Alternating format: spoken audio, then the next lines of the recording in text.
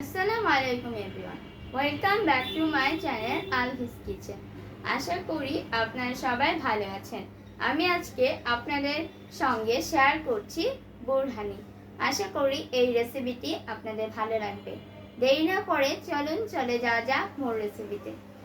বোরহানি বানানোর জন্য এখানে আমি একটি বাটিতে ধনে পাতা, পুদিনা পাতা ও কাঁচামরিচ নিয়ে নিয়েছি।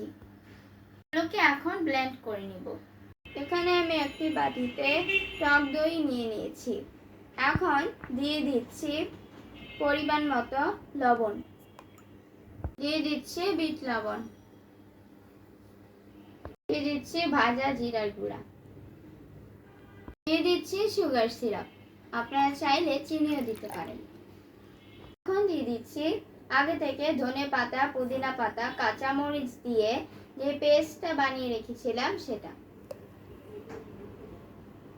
সবকিছু ভালোভাবে মিক্স করে নেব।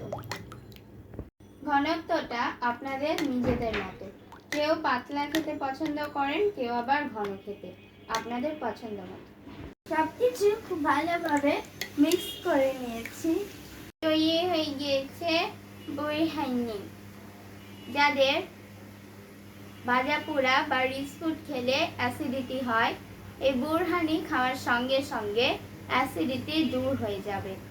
আজকের এই বোরহানির রেসিপিটি যাদের ভালো লেগেছে তারা অবশ্যই লাইক, কমেন্ট ও শেয়ার করতে ভুলবেন না। সেই সাথে আমার চ্যানেলটি সাবস্ক্রাইব করার অনুরোধ রইল। আজকে এ পর্যন্তই। সবাই ভালো থাকবেন। আল্লাহ হাফেজ।